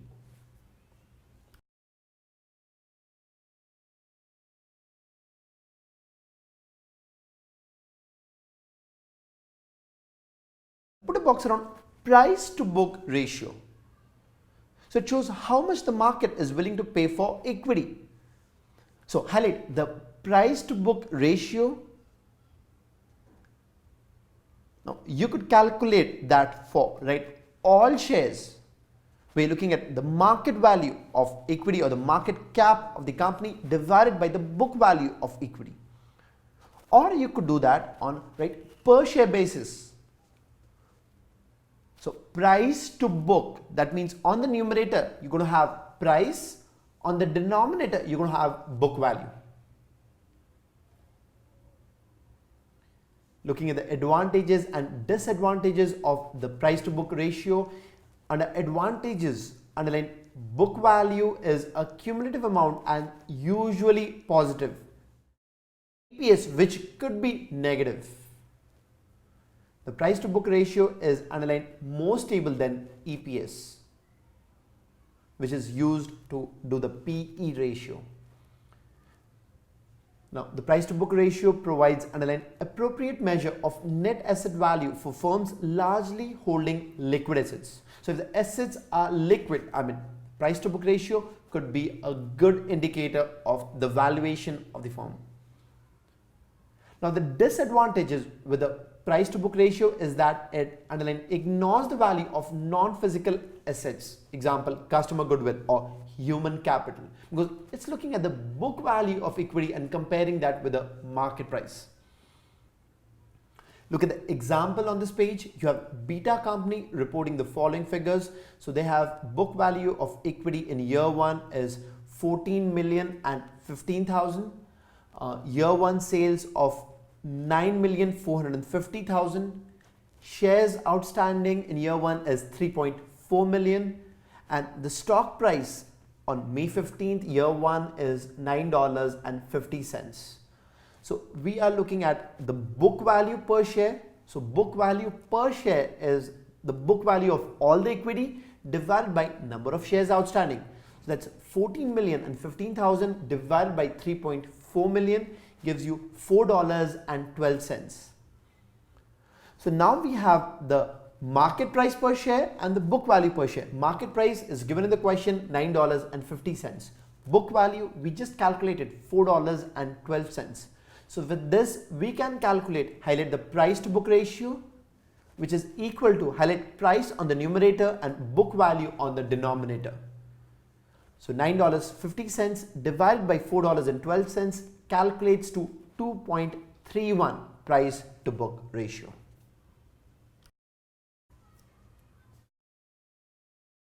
We now have put a box around price to sales ratios.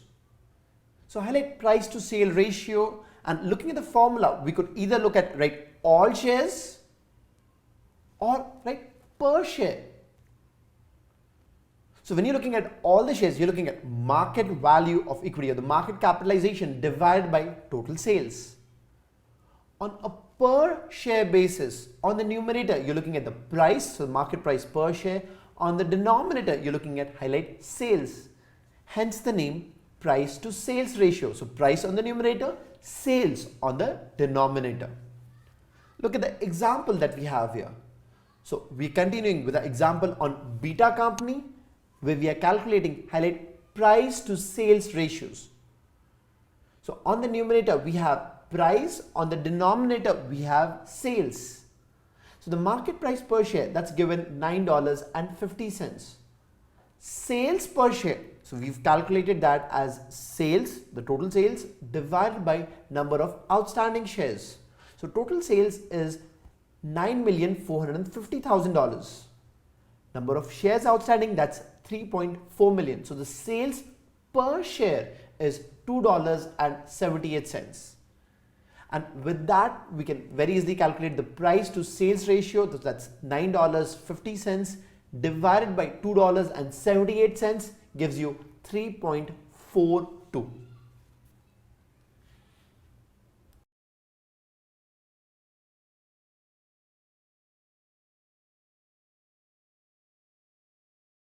We are now looking at preferred stock. So we've seen common stock and here we have preferred stock. And the name is preferred because of the preference over common stock for dividends and during liquidation.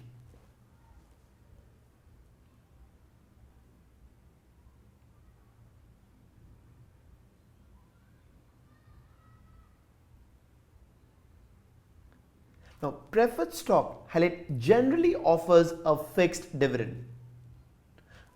However, dividends are not guaranteed and are subject to the board of directors approval.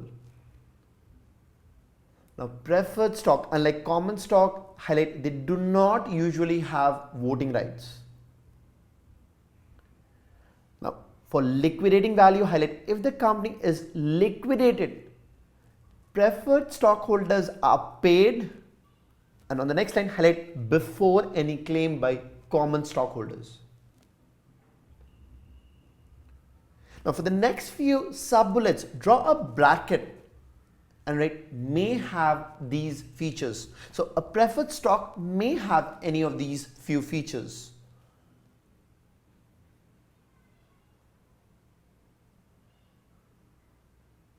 Underline cumulative dividends. So if the preferred stock has a cumulative dividend feature, that would require, underline, all unpaid cumulative dividends on the preferred stock to be paid from future earnings before any common stock dividend is paid out. So the dividends, they are cumulative. Underline participative feature. So when this feature is offered, it allows preferred stockholders to participate in increasing dividends when common stockholders' dividends reach a certain amount. Now this feature is not as common as cumulative dividends. Next, underline call provision. Now, this is a feature which benefits the issuer of the preferred stock and then allows the issuer to buy back or call back all or part of an issue at a particular call price. So instead of attempting to retire the issue by more expensive methods such as buying the preferred stock in the open market or offering the shareholder a premium over market value, the issuer can simply call back the preferred stock. Next, underline convertible or conversion feature.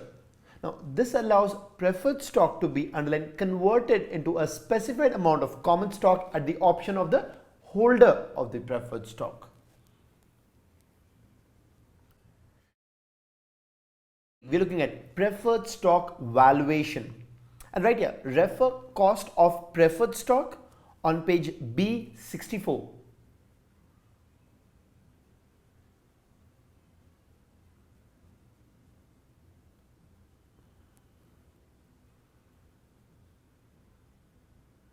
Highlight the formula. The value of the preferred stock is equal to the dividends divided by the market rate of interest or the discount rate.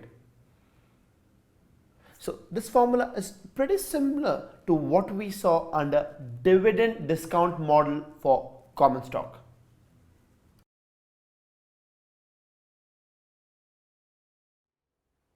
Now let's look at derivatives. So derivatives, these are financial instruments which derive their value from one or more underlying assets. So the value of the derivative is determined by the fluctuation in the value of the underlying asset. Now, as a conservative CPA, I'll say that derivatives, they can be very deceptive. Something like the Midas golden touch. So derivatives, these deceptive derivatives, they seem to shine like the sun, like gold. So the mnemonic for you to remember the characteristics of derivatives is SUN, sun.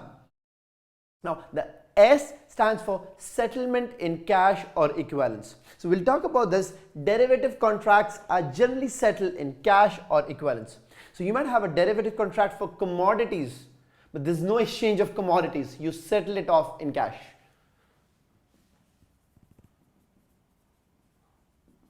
In cash or equivalents.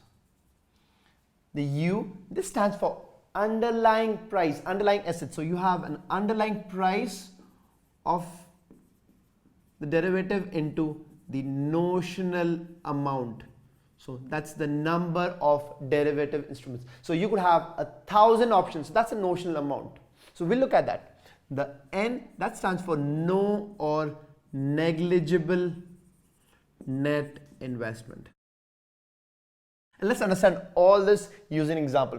So you could have options as one form of derivatives. Now options, that's something like a real life thing, right? So a lot of times you have options to do certain things. Now an option means you would do it if you want to.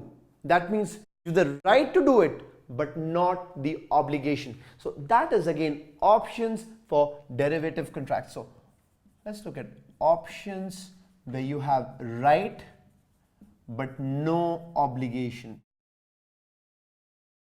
Let's say Apple is trading at $500 and I got $2,000 in my pocket.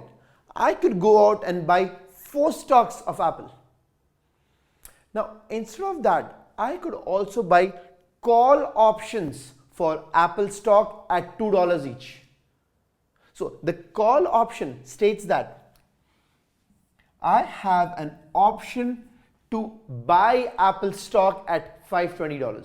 So guys, understand, it's currently trading at 500 and I have an option to buy it at 520. And this option costs me just $2 each. And I buy 1,000 of such options. So instead of spending my $2,000 in buying 4 stocks of Apple, I spend those $2,000 in buying 1,000 call options. Now what happens in this case is, let us say the price of Apple stock that goes to $530. So the market, if you go out, you'll have to buy it for $530. Now I have 1,000 call options to buy this stock at 520. It's gone to 530, but my call option, that's 520. So I have an option to buy, a call option. So I could buy it at 520. So what I could do is I could buy 1,000 stocks for 520 and sell it for 530.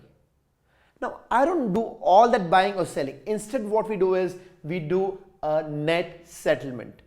So I enter into a contract and I take those options, I encash it, and I get $10,000 in cash because it's 530. If I had bought it for 520, sold it for 530, I would have gained $10 per option. 1,000 options, $10,000. Now how about the price of Apple stock is somewhere between 500 to 520. It's like 510. Would it make sense for me to buy it at 520? I could instead go to the market, buy it for 510. So in that case, I would not exercise my option because my option gives me the right, not the obligation. So that's the call option when you want to buy. I could also have a put option. So if I'm not too positive about the stock, if I think the stock would go down, I would go for a put option. Let's say I go for a put option at 480 and this is an option to sell.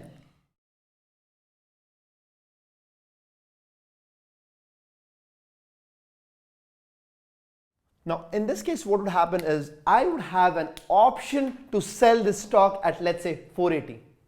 So if the stock plummets, if it goes down below 480, let's say it goes down to 460, I could buy it from the market at 460 and sell it at 480 because I have an option to sell, a put option.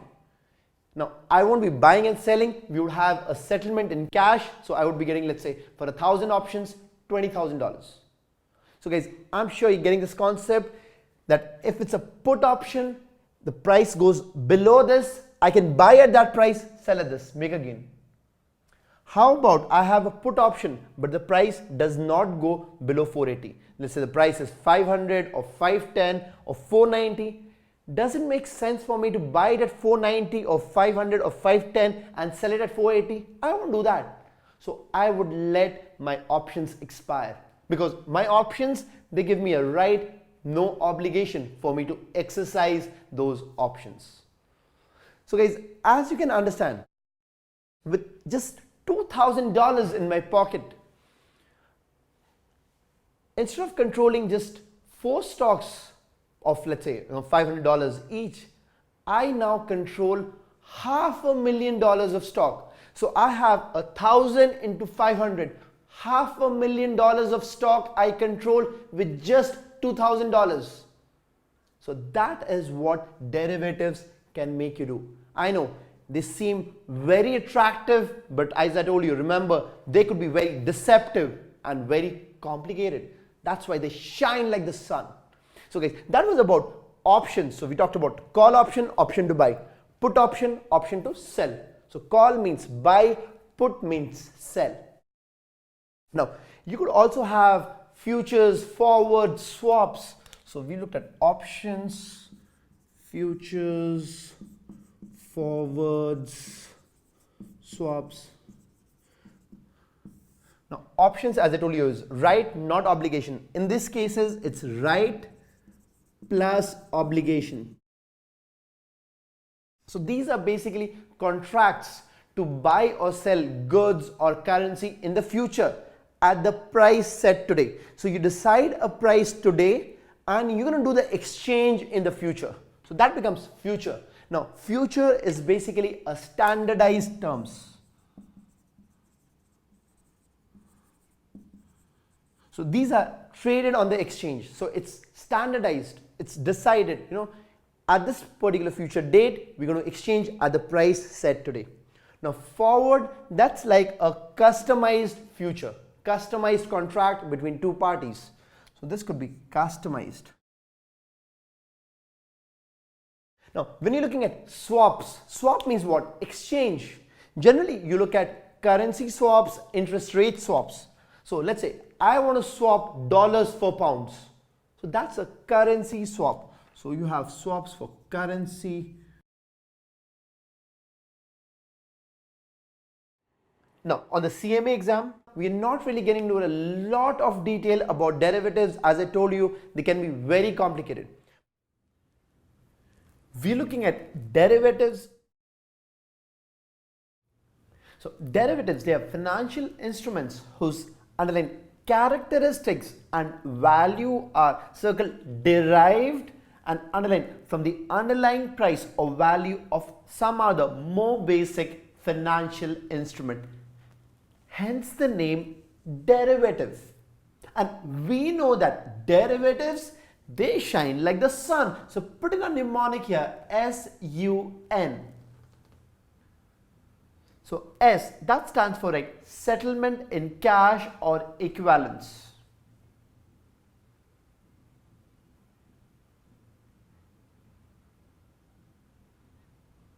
U stands for underlying dollars, which multiplied by the notional number of units, that gives us equal to settlement price.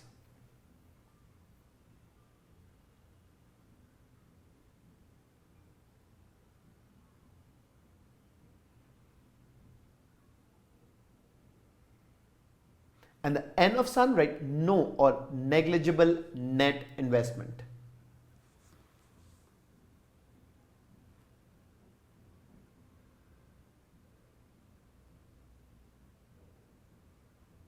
Now let's look at the various types of derivatives. Highlight options. Now an option means right but no obligation. So obligation and cross it off. So an option contract is a contract between two parties wherein the purchaser of the contract has the right but not the obligation to buy or sell a given amount of an underlying asset. Now it could be an underlying European option which allows the owner of the option to underline exercise the option only on the maturity date. But if it is underline American option, that allows the owner to underline exercise the option at any time during the exercise period. Now the owner of the option has incentive to exercise the option if the option is, put a box around, in the money.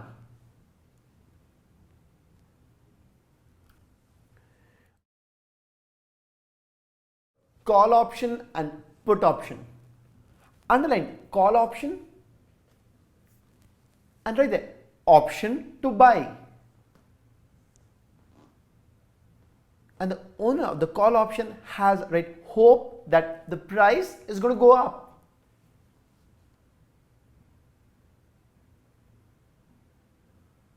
Underline put option. So that's an option to sell. And generally the hope is the price is going to go down. And we're talking about the price of the underlying financial instrument.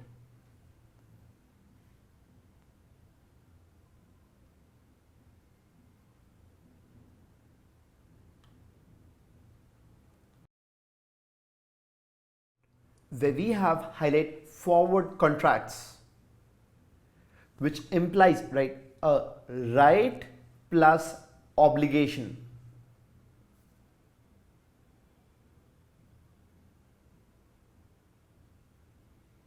So a forward contract is underline a customized agreement between two parties to buy or sell a specific amount of an asset at a future date at a price which is set today.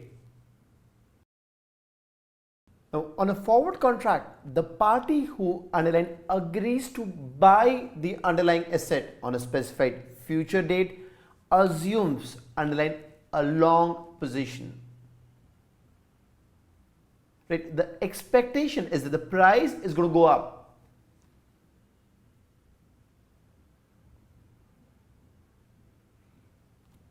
Whereas the party who underline agrees to sell that underlying asset on the specified future date assumes underline a short position. Now this party, right, expects that the price is going to go down.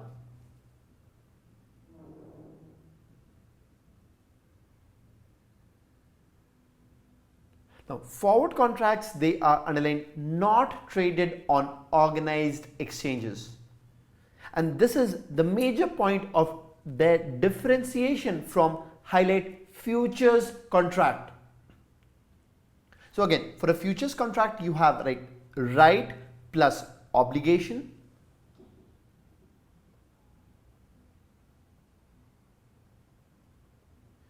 Now futures are underlined conceptually similar to a forward contract. But the basic difference is that futures are underlined standardized contracts which are traded on organized exchanges.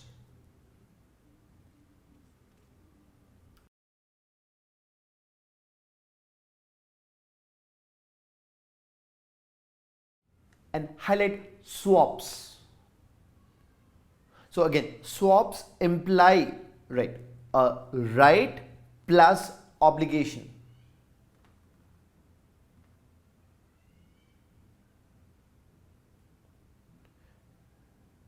Now, swaps are underlined a private agreement between two counterparties to exchange future cash payments. And the most common type of swap is underlined an interest rate swap. Now, in swaps, the expectation is that what you will receive is greater than what you will pay.